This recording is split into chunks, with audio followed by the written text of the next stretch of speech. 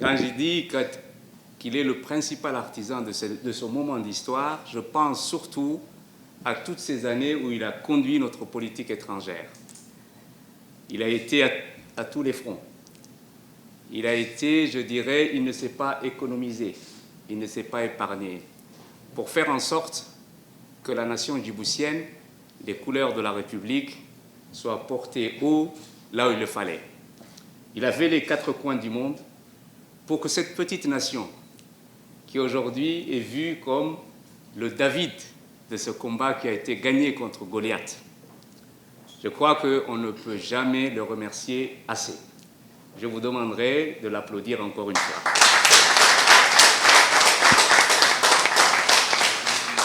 Cette victoire, qui est d'abord celle de la nation djiboutienne, elle symbolise aussi la résilience, la persévérance et le courage d'une gouvernance et d'une politique étrangère savamment orchestrée. C'est aussi une reconnaissance des pères africains de la politique juste et politique sage que le président de la République a su mettre en action et mettre en œuvre depuis toutes ces années. Il faut le dire, le contexte africain est complètement bouleversé. C'est un continent qui fait face à de grands défis. La gouvernance, la paix et les défis du développement, le terrorisme, les changements climatiques, la migration, les épidémies et les attentes insatisfaites de la jeunesse, les besoins d'intégration, les rêves d'unité, de prospérité et de souveraineté sont autant de défis qui sont un petit peu la marque de fabrique de l'Afrique. Mais aujourd'hui, le bon Dieu a jugé qu'on devait conduire cette Afrique.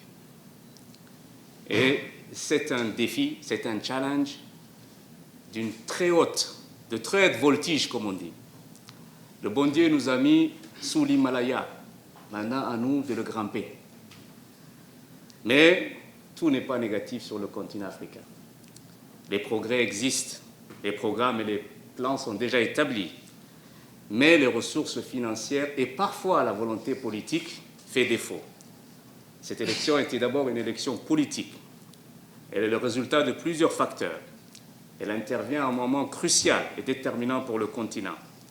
Mais sachez tous, en tant qu'ambassadeurs de notre République, en tant que porte-voix de cette nation, dans vos différents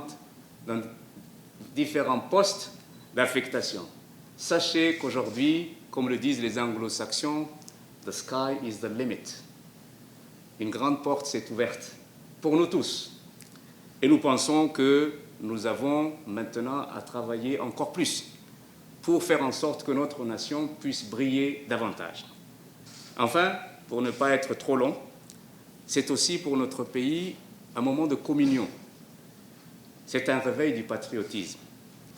La ferveur indescriptible que vous avez tous vue est, je dirais, le symbole et l'illustration de cette unité qui a toujours existé. Elle n'a pas été retrouvée, contrairement à certains, comme certains le disent, le président de la République, son gouvernement, vous-même qui êtes présent ici, vous avez su préserver cette unité, faire en sorte que la flamme du patriotisme puisse exister. Elle n'a fait qu'être réallumée, mais elle existait déjà. En tout cas, le poste de président élu de la Commission est un poste exigeant, complexe et harassant et difficile. Mais je n'ai jamais eu peur du travail dur. Je n'ai jamais hésité à me donner à fond dans ce que je faisais.